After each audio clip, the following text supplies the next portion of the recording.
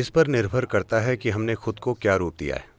अगर हम शानदार मनुष्य बन जाएं तो ये एक चीज़ है। अगर हम मानवता की बदसूरत अभिव्यक्ति बन जाएं तो ये निश्चित रूप से पहला पाप है। ये एक गलती है। पाप बहुत कठोर शब्द है, शायद ये एक गलती है। तो दुनिया में बहुत सारी गलतियां हो रही हैं, इसके बारे में कोई प्रश्न नहीं। आपका दावा है कि आप सराहना या पूजा करते हैं उनकी जिन्हें सृष्टा कहा जाता है, लेकिन आपको सृष्टि से बहुत बड़ी समस्या है। अगर आप सृष्टि की सराहना नहीं करते तो आपको सृष्टा की पूजा क्यों करनी चाहिए? वो जिन्होंने इतना बुरा काम किया, ये बनाया कि आपके पैदा होने का भी एक ही तरीका है, पाप के द्वारा। मुझे लगता है उन्हें दूर कर देना चाहिए। नहीं, ये एक जबरदस्त तरीका है लोगों को हमेशा गुलाम बनाकर रखने का। अगर आप उन्हें अपने शरीर की प्रक्रिया को भी स्वीकार नहीं करने देते हैं तो वो जीवन में किसी भी चीज को स्वीकार नहीं करेंगे। वो हमेशा निर्भर रहेंगे एक संस्थान या व्यक्ति या किसी चीज पर जो संपर्क रखने का दावा करती है।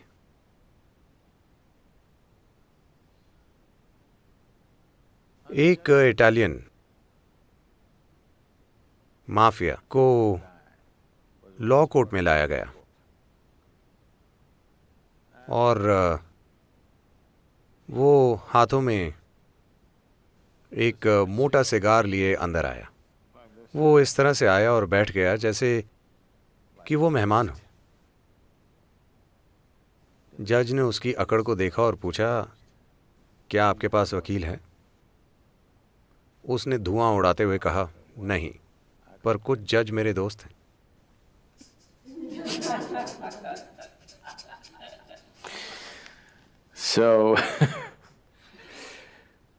तो जिन लोगों के कहीं संपर्क हैं, आप हमेशा उनके गुलाम बने रहेंगे क्योंकि आप अपने शरीर की प्रक्रिया को लेकर दोषी महसूस करते हैं। ये पूरी चीज और ज्यादा भद्दे से भद्दे रूप लेती जाती है। तो कुछ संस्कृतियों के अलावा बाकी हर जगह जहां हावी हो जाने वाले धार्मिक विश्वास फैलाए गए थे, उन सभी संस्कृतियों में दुर्भाग्य से वो आपको आपके ही अस्तित्व के बारे में दोषी महसूस कराते हैं, क्योंकि वैसा करने से आप हमेशा गुलाम बने रहेंगे उस चीज के जो उन्होंने रची। कोई इतनी बुनियादी चीज जैसे कि औरत के मासिक चक्र, उसे उनके बारे में दोषी महसूस करना चाहिए और वो अशुद्ध है, उसका अस्तित्व अशुद्ध है। दुर्भाग्य से मैं चाहता हूं कि आप और दुनिया के सभी शिक्षक ये समझें कि अगर आपकी मां में मासिक चक्र नहीं होते तो आप पैदा नहीं होते, तब भी जब वो आपके पिता से मिलती। हाँ, तो जीवन बनाने की सामग्री जिसका उपयोग नहीं हुआ, यही तो है वो। और अगर वो अशुद्ध है तो आपका जन्म भी अशुद्ध है। वो वैसे भी आपको यही बताने की कोशिश कर रहे हैं कि आपका जन्म अशुद्ध है, और इसे छुपाने के लिए बहुत सी अन्य कहानियां हैं जिनकी मैं बात नहीं करना चाहता। जब आप अपने भौतिक अस्तित्व को स्वीकार नहीं करते तो आप बुनियादी रूप से कभी भी अपने जीवन के किसी आयाम को स्वीकार नहीं करेंगे। यही आपको ढक देगा हमेशा के लिए। ये